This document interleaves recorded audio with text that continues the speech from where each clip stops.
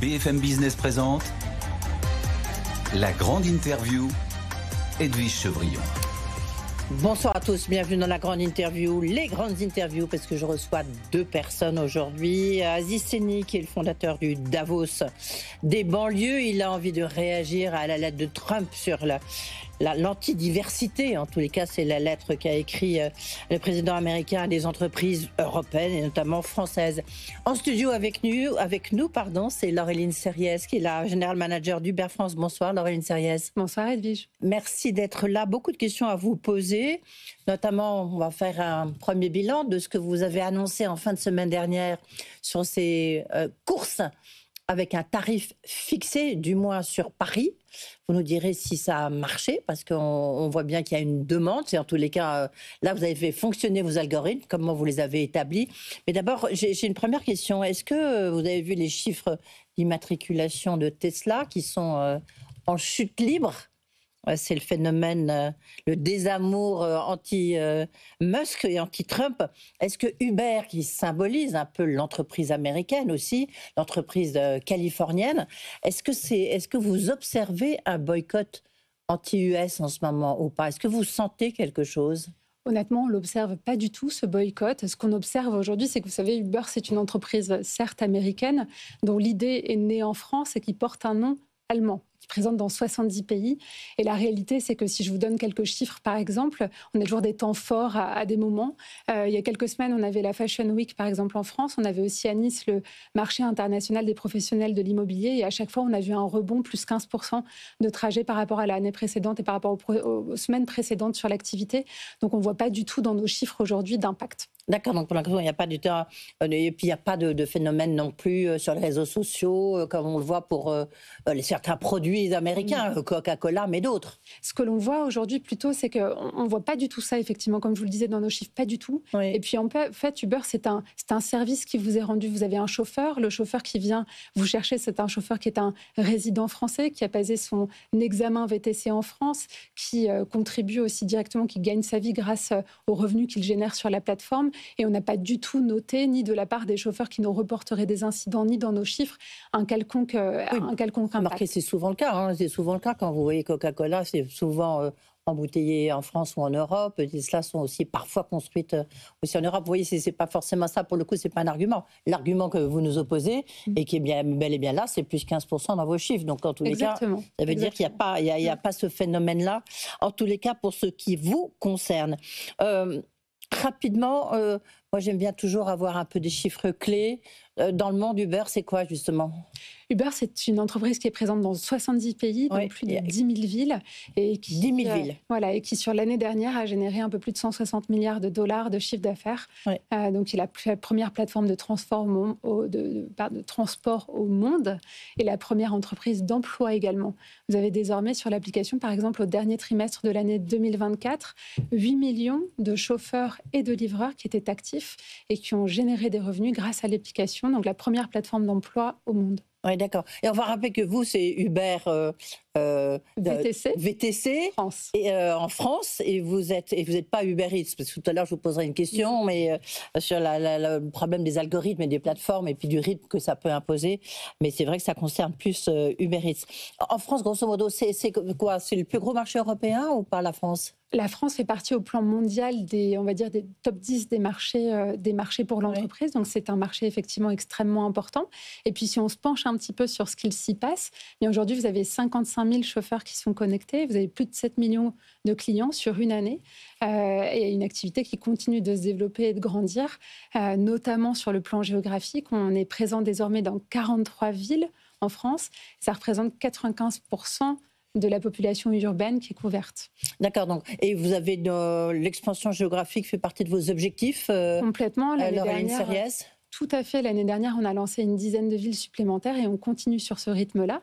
Ça nous permet aujourd'hui de rendre le service disponible dans des villes de taille de plus en plus petite parce qu'avec l'effet réseau, c'est-à-dire de proche en proche, une ville qui est lancée puis une autre, ça permet aux chauffeurs finalement d'avoir suffisamment de demandes, y compris dans des villes de plus petite taille, pour pouvoir... Qu'est-ce que vous appelez plus petite taille ? C'est-à-dire quoi, grosso modo, vous ? Aujourd'hui, on peut descendre la taille des agglomérations dans lesquelles on s'est dernièrement lancé. Ce sont sont des agglomérations inférieures à 100 000 habitants, ce qui est une granularité bien supérieure à celle qu'on avait encore il y a quelques années, 2-3 ans, où on n'était pas dans les villes de moins de 200 000 habitants.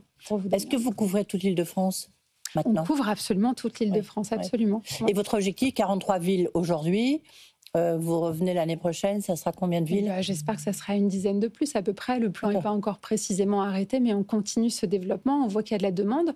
On voit aussi que le nombre de chauffeurs s'est développé dans différentes régions de France. Et ça nous permet de proposer un service désormais fiable aux passagers. Fiable, ça veut dire d'être sûr qu'à peu près à n'importe quelle heure de la journée, vous pourriez solliciter un trajet, vous aurez un chauffeur qui sera là et que ces chauffeurs seront en nombre suffisant à la fois pour répondre à cette demande et puis pour que les chauffeurs eux-mêmes puissent vivre de l'activité.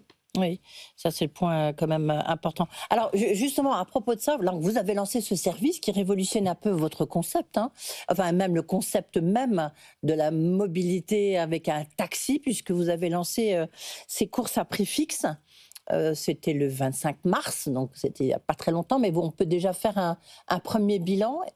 Effectivement, il y a une semaine, on lançait sur notre option Uber Taxi. Donc, quand je parle de Uber Taxi... Voilà, c'est 3000 taxis. C'est 3000 taxis. Ouais. On avait uniquement donc à Paris. À Paris. On avait lancé en 2022 le service taxi pour la première fois sur la plateforme Uber à Paris. On avait 500 chauffeurs qui s'étaient connectés. Ils sont désormais plus de 3000.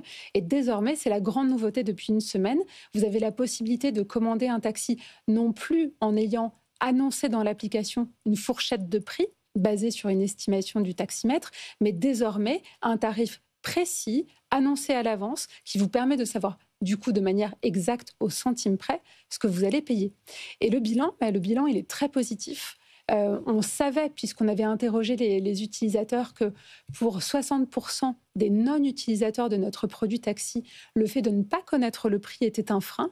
Eh bien, on a désormais la preuve dans les chiffres. En une semaine à peu près après le lancement, on observe un rebond de 70%, une augmentation de 70% du nombre de trajets par rapport à la moyenne des 4 semaines précédentes. Donc, c'est un bénéfice évident pour les passagers, puis c'est un bénéfice pour les chauffeurs de taxi qui, du coup, vont pouvoir voir plus de demandes, plus de trajets leur être proposés. Oui, mais en même temps, c'est toujours la question des algorithmes, parce que comment est-ce que vous avez fixé les prix? Ou comment sont-ils fixés? En fonction de l'horaire, j'imagine, c'est pas la même chose à 8h du matin quand Paris est totalement embouteillé que quand c'est en milieu de journée. Mais en même temps, le soir, ça coûte plus cher. Comment est-ce que vous avez trouvé le juste prix? Et est-ce que justement les chauffeurs s'y retrouvent? C'est toujours la grande question.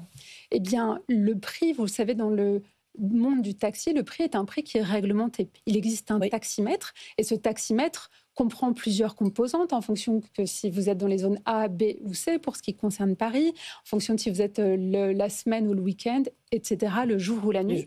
Et donc, nous nous sommes basés sur les données que nous avions collectées des trajets depuis le lancement de notre produit taxi. Nous sommes basés sur ces données-là pour, effectivement, grâce à notre algorithme et notre technologie, estimer au plus proche le taximètre et de cette manière-là, pouvoir de manière précise dans l'application vous donner ce prix arrêté au centime près, qui respecte du coup les contraintes réglementaires. C'est très important. Et du coup, pour les chauffeurs, ils se voient proposer en fait des courses de taxi. Ils avaient déjà accès à des courses taxi dans l'application à prix VTC. Ils ont maintenant accès à des courses taxi au prix estimé du taximètre, qui sont souvent plus élevés. Donc, c'est plutôt avantageux pour les chauffeurs de taxi. Vous avez utilisé l'intelligence artificielle pour justement fixer ces prix? On a nos algorithmes qui sont faits pour ça. Donc oui, bien sûr que derrière, il y a de l'algorithmie et donc de l'ingénierie et de la data qui sont utilisées. Ça, c'est sûr. Et c'est ce qui nous permet aujourd'hui de rendre ce service-là. Ce qu'on essaye vraiment, la philosophie sur Uber, c'est d'essayer d'utiliser le meilleur des algorithmes et en même temps d'avoir une qualité d'expérience à la hauteur. Vos ordinateurs, vos data centers, ils sont où? Ils sont aux États-Unis, ou ils sont en Europe, ou ils sont en France? Quand il s'agit de la France, ils sont où? Alors, les data centers, ils peuvent être à différents endroits, en fait. Donc, on en a aux États-Unis, on en a à différents endroits. Et ce qui est important, c'est de comprendre comment ils sont utilisés. Ah bah oui, bien sûr. Va les utiliser, en fait, typiquement sur... Vous avez 2 volets algorithmiques. Vous avez un algorithme qui va être calculé qui va être utilisé pour le calcul des prix, c'est celui dont je vous parlais, et un deuxième qui va être utilisé pour répartir les trajets aux chauffeurs. On a encore besoin d'un micro, Laureline Sériès. Ce n'est pas encore fini l'interview. J'ai encore 3 ou 4 questions. Juste là-dessus, est-ce que ça concerne aussi... Donc, pour l'instant, c'est que les taxis parisiens, mais en fait, vous n'avez que des taxis à Paris. Ça n'existe pas dans d'autres villes. Non, les taxis, effectivement, notre service de taxi est aujourd'hui ouvert. Ok, est-ce que c'est quelque chose que vous pourrez étendre ou pas? Ça pourrait, oui, bien sûr. Et au vu du succès et de ce qui va se passer à Paris, on pourrait envisager de l'étendre. Les plans ne sont pas encore arrêtés. Mais bien sûr, développer et ouvrir... La réaction de la concurrence, notamment G7, qui est votre principal concurrent, pour ne pas dire le numéro 1, c'est quoi la réaction? Aujourd'hui, on n'a pas eu de retour. Du coup, j'ai vraiment rien de spécifique à vous dire sur ce sujet-là.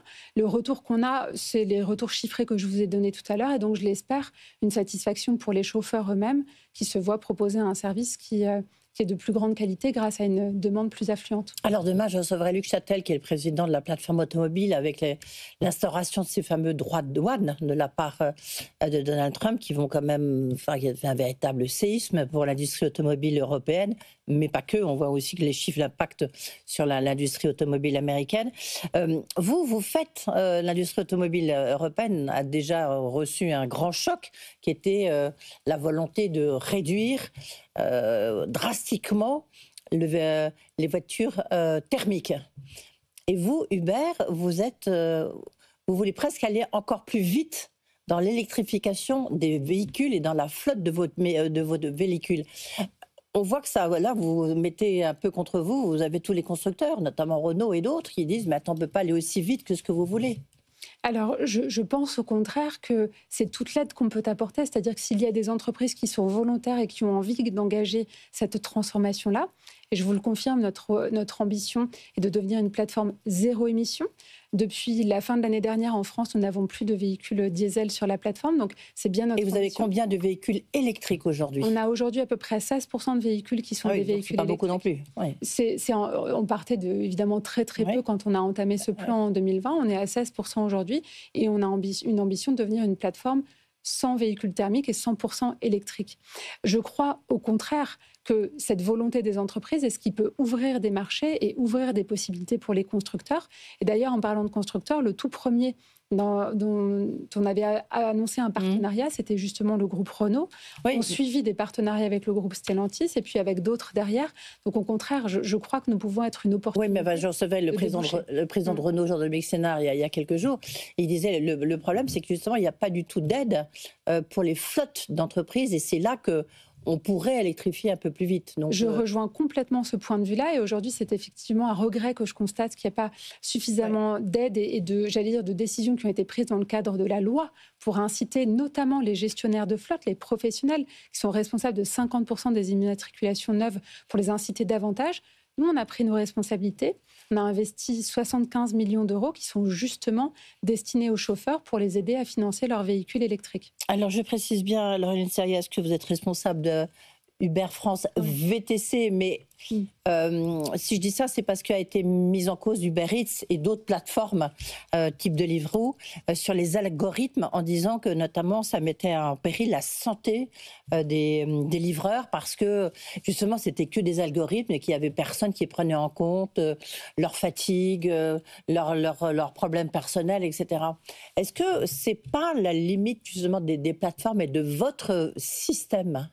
C'est tout l'enjeu, en fait, c'est d'utiliser la technologie pour ce à quoi elle peut servir et de savoir mettre des limites aux endroits qui sont nécessaires. Oui, mais elle n'en met pas, justement. Alors, ce que je peux vous dire par rapport à ça, dans le cadre, évidemment, je ne peux pas commenter de manière extensive la partie que je ne connais pas. Ce que je peux simplement vous dire, c'est que les enjeux de sécurité et de santé au travail sont au cœur d'un certain nombre de discussions entre Uber Eats et les représentants des livreurs. Oui. Un accord avait été signé il y a quelques mois, par exemple, sur les enjeux de discrimination. C'est un exemple. Oui. L'enquête qui vient de sortir de l'ANRES. Je peux vous répondre, en tout cas, sur la manière dont on y répond du côté des VTC, du coup, qui est la partie que je connais mieux. La manière dont on fonctionne, c'est qu'on a, de manière systématique, une plateforme d'écoute pour les chauffeurs. On a une ligne téléphonique qui est disponible 24 heures sur 24, 7 jours sur 7. Et donc, le dialogue avec on a un centre d'accueil également à Paris et dans différentes villes de France pour les chauffeurs, de manière à ce qu'ils puissent venir nous rencontrer en physique, nous exposer des problématiques quand ils les ont. Et donc, c'est de cette manière-là qu'on peut accueillir les problématiques individuelles. Merci beaucoup. En tous les cas, enfin, un nouveau bilan, justement, peut-être d'ici l'été. Merci beaucoup d'avoir été avec nous. Laureline Serriès, qui est général manager donc, d'Uber France. Tout de suite, Aziz Seni. Merci. La grande interview sur BFM Business.